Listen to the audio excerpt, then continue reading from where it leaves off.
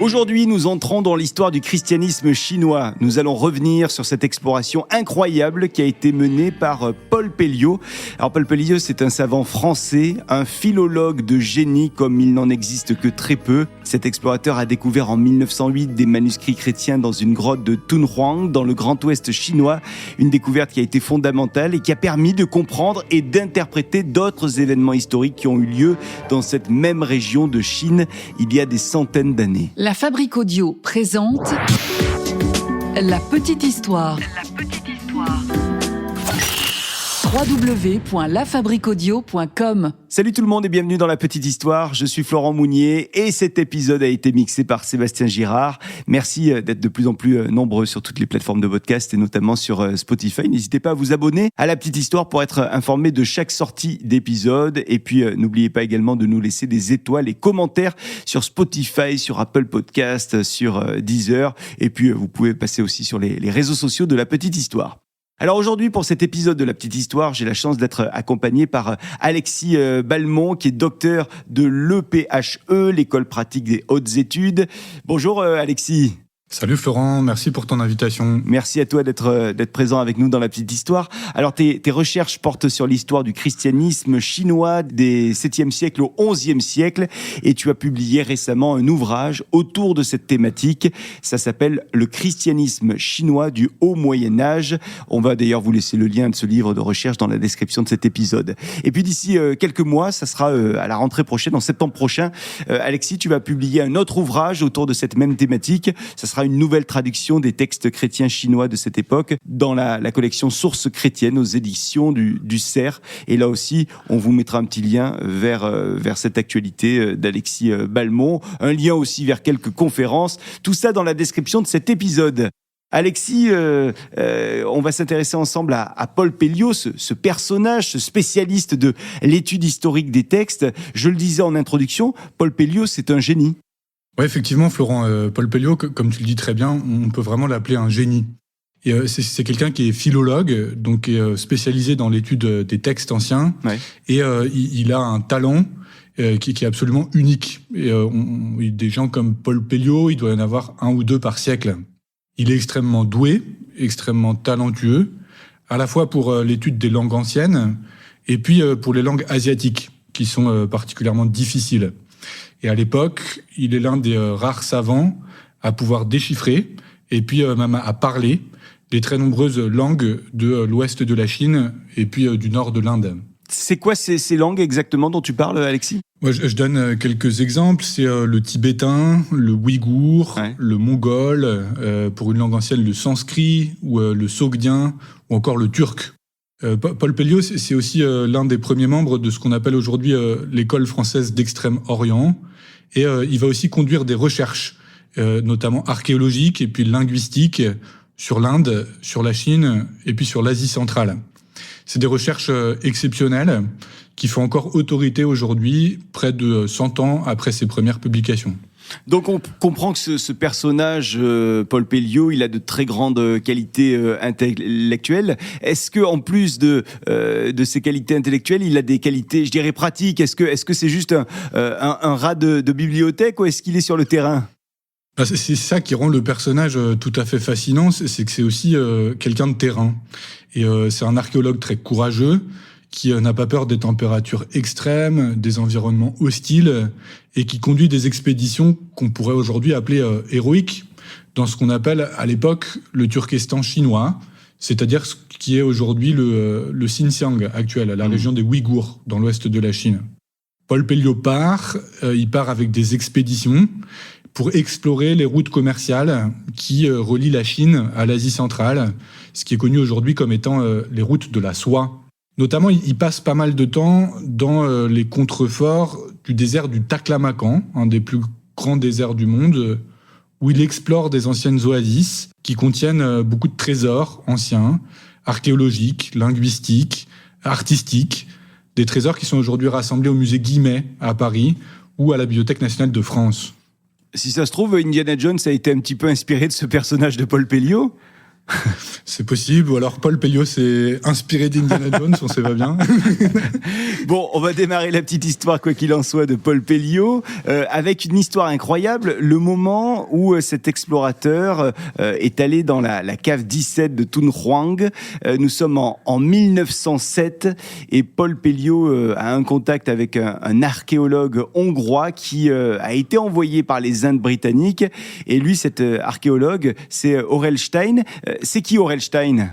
Aurel Stein, c'est un peu comme Paul Pelliot, à la fois un grand savant, un grand universitaire, et aussi un archéologue, un aventurier. Il réalise des travaux qui portent aussi sur les anciennes civilisations de l'Asie centrale. Comme beaucoup d'Européens de l'époque, en fait, il va être missionné pour conduire des expéditions à la recherche des trésors disparus des routes de la soie.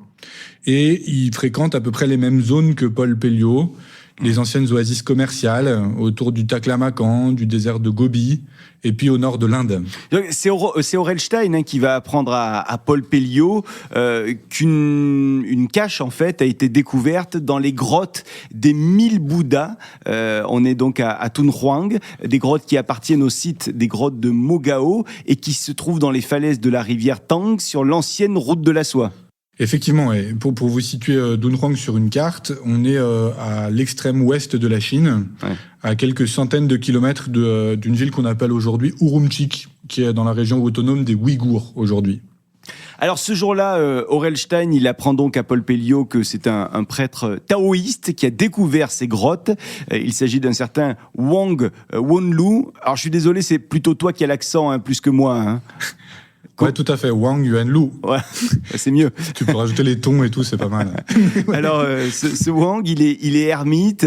Il a, pour revenir un petit peu sur sa vie, lui, il a fui la pauvreté de sa ville natale. Il a mené une vie vagabonde. Il est passé par l'armée, donc ça c'est assez particulier, mais finalement il a quitté l'armée et il a atterri dans les grottes de Mogao, et c'est là où il a décidé de s'installer dans ces grottes. Et donc selon Aurel Stein, ces grottes dans lesquelles vit cet ermite qu'il a rencontré, elles contiendraient plusieurs milliers de manuscrits anciens datés d'avant le XIe siècle, et ça constitue évidemment, on l'imagine, une découverte très importante. Paul Pelliot va donc être attiré par ce récit de Aurel Stein. Il va être attiré aussi par ce trésor éventuel. On lui promet en quelque sorte une caverne d'Ali Baba de manuscrits, et il va donc décider de se rendre sur place. Alors c'est parti, la mission quitte Paris et le périple commence. Un parcours qui va mener Paul Pelliot à travers la Russie, puis en Asie centrale via le chemin de fer transcaspien. Paul, il passe aussi par des villes comme Samarcande, puis il poursuit son voyage vers le sud, traversant les montagnes de l'Altaï et le désert du Taklamakan pour atteindre Thun Huang, une oasis qui est donc située, on le disait, sur la route de la soie. À proximité se trouvent les grottes de Mogao, qui sont également appelées grottes des 1000 Bouddhas, un complexe de temples bouddhistes creusés dans la falaise. Et c'est donc ici que Paul Pelliot veut commencer son exploration de ces grottes. Il arrive, il rencontre cet ermite taoïste, et il va lui proposer à cet ermite de lui acheter une partie des manuscrits qui sont dans les grottes. Donc il va lui offrir de l'argent contre ces manuscrits. Il lui offre 500 taels, c'est l'équivalent à peu près de, tu me dis si je me trompe Alexis, mais c'est 20 kilos d'argent, ça serait quoi, 10 000 euros hein, Ouais, à peu près, ouais, c'est l'ordre de grandeur, ouais. C'est ce qui est une somme très importante à l'époque, ouais. Alors l'abbé Wang, il a déjà vendu une partie des manuscrits de Thun Huang à Aurel Stein, qui était passé précédemment, mais peu importe, parce que pour Paul Pelliot, c'est vraiment une occasion inespérée de continuer à découvrir des trésors d'histoire, ces trésors qui sont là, juste à côté de lui. Il a fini par y arriver dans ces grottes, et ça va finalement constituer d'ailleurs, on le verra ensuite, mais l'une des découvertes archéologiques les plus importantes du XXe siècle. Alors nous sommes en mars de l'année 1908, et Paul Pelliot, il va passer au total 3 semaines dans cette grotte. Il est, faut l'imaginer, accroupi dans cette cavité, dans des conditions un peu extrêmes, hein, parce que c'est très inconfortable. Il est éclairé juste avec une toute petite lumière, une chandelle, et il doit plisser les yeux une dizaine d'heures par jour minimum pour étudier ce trésor qui est composé de rouleaux manuscrits. Donc on imagine bien que ces manuscrits sont écrits dans plusieurs langues, en tout petit certainement. Pour les langues, il y a des langues chinoises, des langues tibétaines, il y a aussi des langues anciennes, donc pas facile pour lui, Paul Pelliot, d'appréhender ce qui va avoir de la valeur et ce qui n'en aura pas. Alexis, on peut dire que ce sont ces talents de linguiste à Paul Pelliot qui lui ont permis de sélectionner des manuscrits intéressants parmi tous les manuscrits qui étaient dans cette grotte. Ouais, tout à fait. En fait, on a une lettre de lui qu'il écrit au chef de son expédition, qui s'appelle Monsieur Sénard à Paris, et il dit voilà, il a assez peu de temps, il a devant lui des milliers de manuscrits, et il va en 3 semaines essayer de trier ceux qui ont de la valeur et puis ceux qui n'en ont pas. Et il y avait sans doute que lui, en fait, à l'époque, qui pouvait faire ce travail en si peu de temps. Déchiffrer autant de manuscrits dans des langues tout aussi exotiques les unes que les autres, et puis trier ce qui était déjà connu de ce qui était vraiment inédit. Non seulement il connaissait très bien les langues anciennes, mais il savait aussi par quelques caractères, grâce à son érudition, identifier de manière assez sûre si un texte est plutôt bouddhique ou taoïque, s'il est plutôt tibétain ou turc, sogdien ou perse, et puis j'en passe. En fait, c'est vraiment un exploit, en fait. Et en un temps record. Et c'est un exploit qui est à la fois scientifique et puis qui est aussi un acte de bravoure humaine, en fait.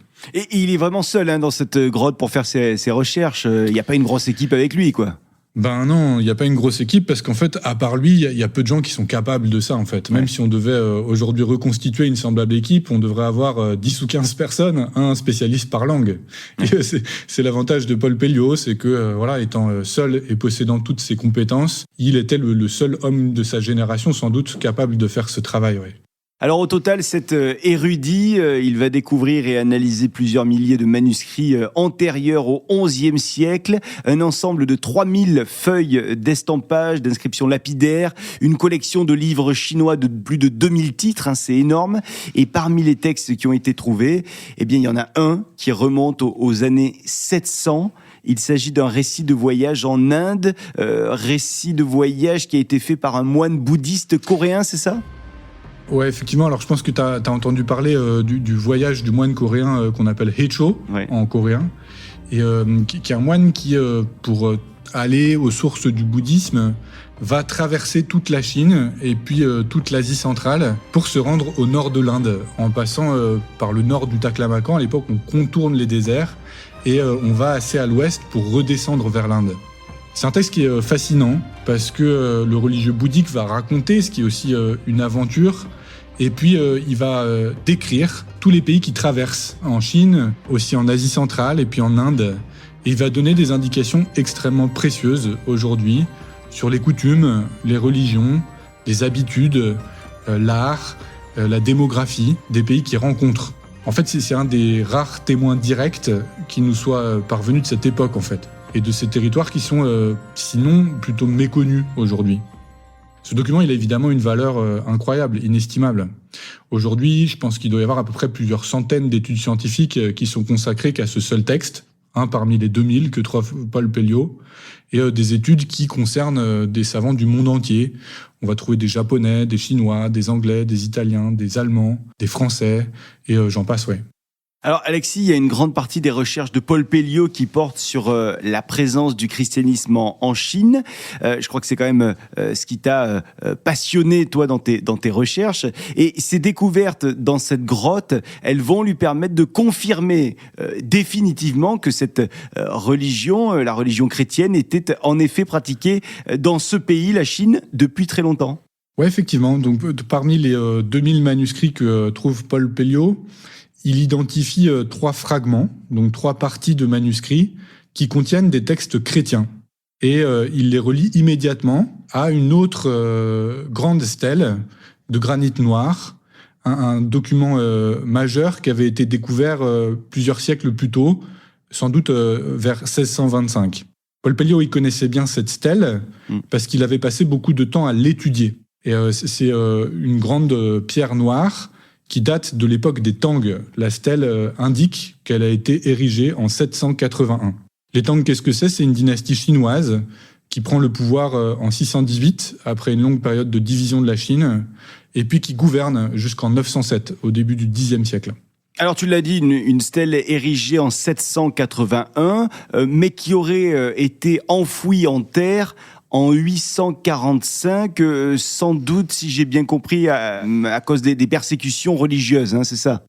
Ouais, c'est une théorie, effectivement, qui est que la stèle aurait été enfouie parce qu'on sait qu'il y a eu beaucoup de persécutions religieuses en 845 contre toutes les religions dites étrangères à l'époque, le christianisme, mais aussi le manichéisme, le zoroastrisme et puis le bouddhisme. En tout cas, ce qui est sûr, c'est que au début du XVIIe siècle, la découverte de cette stèle a surpris et puis a passionné de très nombreux savants en Europe, en fait. On savait que le christianisme aurait pu être présent en Chine, mais on avait peu de preuves, de traces, et bien peu de gens en Europe étaient conscients que le christianisme était arrivé assez tôt en Chine, en fait. Et c'est aussi d'ailleurs le cas aujourd'hui pour beaucoup de contemporains. Le christianisme est arrivé en Chine au début du XVIIe siècle, en fait, avec les fameuses missions jésuites, ou au XIXe siècle avec les missionnaires protestants. Paul Pelliot a donc cette stèle devant les yeux. On peut l'imaginer, c'est une stèle qui est impressionnante parce qu'elle est grande. Elle mesure 2,79 m de hauteur. Donc c'est une formidable découverte, parce que cette stèle, elle présente des textes en chinois et en syriaque. Et ce qui est passionnant, c'est qu'elle décrit la vie des communautés chrétiennes chinoises de l'époque. Alors sur un des côtés, il y a une liste de 70 noms de personnages. Des personnages qui sont, dis-moi si je me trompe Alexis, mais tous en lien avec le christianisme. Il y a des évêques, il y a des diacres, ils y sont tous. Tout à fait, ouais. On décrit une communauté chrétienne, en fait, c'est-à-dire on décrit des évêques, des diacres, des prêtres, il y a des ermites, il y a des pères de famille, et tous les chrétiens importants de la communauté vont inscrire et graver leur nom sur la stèle pour qu'on fasse mémoire d'eux. Alors cette stèle, elle est précieuse pour comprendre les découvertes de Paul Pelliot parce qu'elle raconte les 150 premières années de l'histoire du christianisme en Chine, en évoquant la mission des chrétiens d'Orient dès le 8e siècle. On dit que c'est une stèle nestorienne. On parle de quoi quand on dit nestorienne, Alexis ? Nestorienne, nestorien, c'est le nom qu'en Occident, on va donner à la théologie et puis aux communautés de chrétiens qui vivent à l'est de ce qu'on appellerait aujourd'hui l'Empire byzantin ou l'Empire romain. Ça vient du nom d'un patriarche qui est patriarche de Constantinople, Byzance ou Istanbul aujourd'hui, qui s'appelle Nestorius et dont la théologie ou la pensée a été condamnée au concile de Chalcédoine en 431. C'est un nom en fait qui est un peu tombé en désuétude aujourd'hui. On l'emploie plus vraiment parce que les études du XXe siècle ont participé à montrer que les divisions entre chrétiens de l'époque se fondaient aussi sur des malentendus et puis sur des enjeux politiques qui n'existent plus beaucoup à l'époque moderne. En fait, on sait que les chrétiens ont toujours été présents en Mésopotamie et en Perse depuis les premiers siècles du christianisme. Et les études aujourd'hui montrent que leur théologie, leur manière de comprendre, si vous voulez, le christianisme, était sans doute très proche de celle qui était crue et puis pratiquée en Occident à la même époque. Aujourd'hui, on parlerait, pour être assez vague, de chrétiens d'Orient, ou si on voulait être plus précis, de chrétiens syro-orientaux, pour être vraiment juste. Alors cette stèle, elle vient nous raconter les 150 premières années des chrétiens en Chine, et puis elle vient aussi nous raconter l'histoire d'un certain Alopen. C'est qui Alopen ? Alopen en chinois, Alopen, Aluoben, on ne sait pas vraiment comment ce mot était prononcé dans ce qu'on appelle le moyen chinois, qui est la langue de l'époque. En fait, je pense que l'explication la plus convaincante, c'est de dire que c'est la transcription d'un nom perse qui est Artaban. On ne sait pas bien qui était ce personnage. Il y a des théories qui expliquent que c'était peut-être un ambassadeur envoyé par le roi des Perses. D'autres chercheurs pensent que c'était plutôt peut-être un religieux d'Asie centrale, un responsable de communauté, peut-être un évêque, et dont les territoires auraient été conquis par l'empereur chinois quelques années avant 635. Moi, je pense que c'était peut-être les deux à la fois.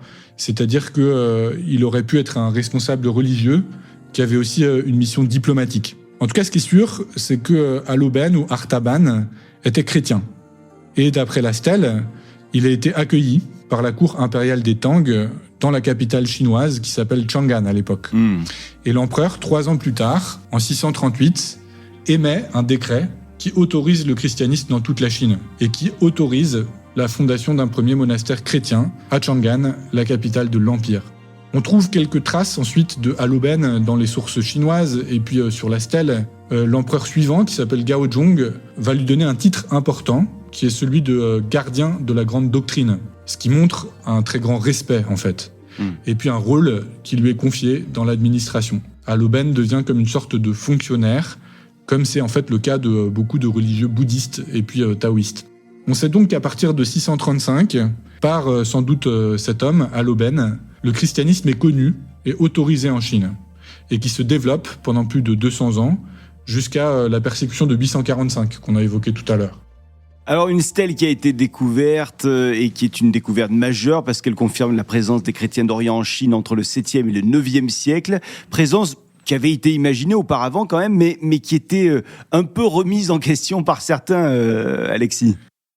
Oui, tout à fait. Ouais. Jusqu'à la fin du 19e siècle, beaucoup de savants européens, et puis pas des moindres, comme Voltaire, par exemple, ont en fait douté de l'authenticité de la stèle. Pour beaucoup, la découverte de la stèle de Xi'an était trop incroyable, en fait, pour être vraie. Et beaucoup ont soupçonné une sorte de, ce qu'on pourrait appeler aujourd'hui une sorte de théorie du complot, en fait. En partie parce que la découverte de la stèle a surtout été documentée par des jésuites qui étaient très impliqués dans l'évangélisation de la Chine, en particulier par deux jésuites qui sont assez connus, qui sont les pères Emmanuel Diaz et puis Nicolas Trigault, qui à l'époque séjournaient à Pékin.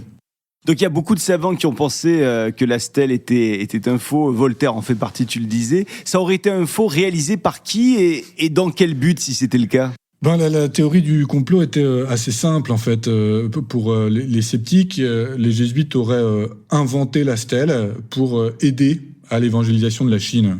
Et si on se remet un peu dans le contexte de l'époque, il y a des discussions, des débats, des échanges entre les religieux jésuites et puis les fonctionnaires chinois à la cour des Tang. Et on sait que beaucoup de fonctionnaires chinois vont être assez prudents ou réticents vis-à-vis du christianisme, qu'ils perçoivent comme une religion nouvelle. Et puis dans les débats de l'époque, on sait aussi que une des questions que se posent les fonctionnaires chinois, c'est que le récit que proposent les jésuites est un peu absurde en fait de leur point de vue. Les Chinois, ils considèrent que la Chine, en fait, c'est le centre du monde. C'est à la fois le centre du monde terrestre, et puis l'empire du milieu, et puis le centre du ciel. Et par exemple, on trouve des traditions assez intéressantes où l'empereur, il va nommer des gens qui sont morts comme des fonctionnaires célestes. Et pour les Chinois qui vivent dans cette compréhension culturelle de leur propre pays, le récit chrétien est un peu absurde. Parce que le récit chrétien va dire que Dieu est Dieu de tous les hommes, ça les Chinois sont prêts à l'entendre, mais que ce qu'ils comprennent pas, c'est que Dieu aurait mis autant de temps à atteindre la Chine et à se révéler aux Chinois, ce qui est contradictoire avec l'idée qu'ils portent de la Chine. Dans ce contexte, tout d'un coup, une stèle apparaît, pile au bon moment, qui démontre que le christianisme est en fait arrivé très tôt en Chine. Et évidemment, pour beaucoup d'Européens, ça tombe trop bien. Aussi, beaucoup de savants et puis même des religieux vont soutenir cette thèse du faux produit par les jésuites pour aider à l'évangélisation de la Chine. Et il y en a même qui vont expliquer que les jésuites ont le projet de dépouiller la Chine de leurs trésors. On trouve un peu beaucoup de choses comme ça. C'est un débat qui va se poursuivre pendant plusieurs siècles et qui ne va cesser en fait qu'à la fin du 19e siècle, quand on découvre dans les sources chinoises elles-mêmes, et pas simplement par la stèle, l'édit de 638 qui autorise le christianisme. Et puis, les découvertes de Paul Pelliot, dont on parle aujourd'hui, vont mettre vraiment un terme à toutes ces polémiques. Alors, dans la grotte, parmi les milliers de manuscrits qui sont présents, il y a quand même des feuillets dont on parlait tout à l'heure. Paul Pelliot, il va les découvrir. Ces 3 feuillets qui contiennent des textes chrétiens. Il y a quoi précisément dans ces feuillets ? Alors, dans ces 3 feuillets, il y a une petite note explicative et puis il y a 2 grands textes qui sont le premier, une forme de litanie. On pourrait comparer ça à une litanie des saints chrétienne. Et puis le deuxième qui est un récit poétique, une sorte de composition poétique qui est très proche d'un texte chrétien qui est le Gloria. Et ces 2 textes, ils sont écrits en chinois. Ils contiennent aussi du vocabulaire commun avec beaucoup d'autres religions, dont avec des textes manichéens, ce que Paul Pelliot identifie assez vite dans 2 articles qu'il va publier en 1911 et 1913, avec un autre grand savant de l'époque qui s'appelle Édouard Chavannes. Alors tu parles de manichéens, là tu peux nous expliquer un petit peu ce que sont les manichéens ? Ouais, alors les manichéens, ce sont des croyants qui suivent les enseignements d'un prophète qui s'appelle Mani. Ouais. Mani, c'est qui ? C'est un grand artiste charismatique, religieux, prophète, qui vit en Perse au IIIe siècle. C'est une religion qui a survécu aujourd'hui, mais dans très peu de régions du monde, mais qui a connu un très grand essor au cours du premier millénaire, qui a connu des millions de fidèles avant le XIe siècle. Mani, c'est aussi un grand voyageur. Il a constitué, en empruntant à différents courants religieux, une religion qui exprime à la fois certains aspects du christianisme, mais aussi des sagesses de l'Inde et puis de la Mésopotamie. En fait, le manichéisme, comme les textes qui ont été découverts par Paul Pelliot, ce sont des documents qui témoignent que sur les routes de la soie, en Asie centrale, en Perse, en Mésopotamie, en fait, il y a beaucoup d'échanges et de contacts entre les différentes traditions religieuses.